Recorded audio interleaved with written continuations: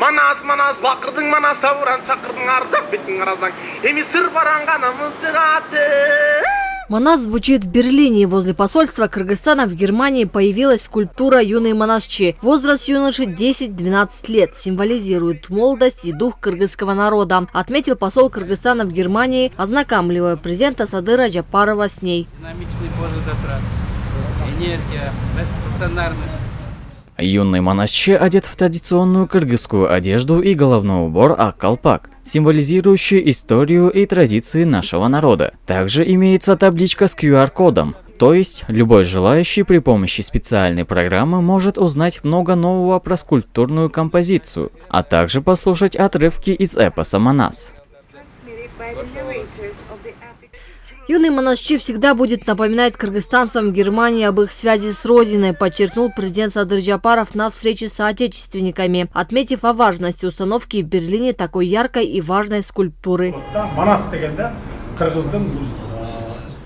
Великий эпос «Манас» является бесценным историческим источником, содержащим традиции и обычаи кыргызского народа. Эта великая заповедь, оставленная предками, не утратила своего значения и сегодня. Она всегда направляет кыргызский народ к единству и согласию. Ну а скульптура Жаш Манасчы отражает свободу, энергию и силу кыргызского народа. При этом подчеркивает важность сохранения и передачи их будущему поколению.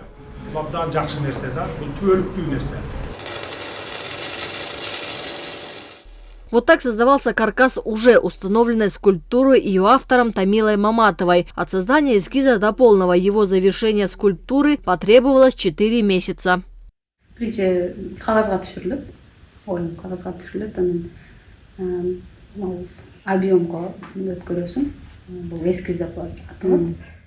Творение Тамилы Маматовой отлито из бронзы, а постамент создан из красного гранита.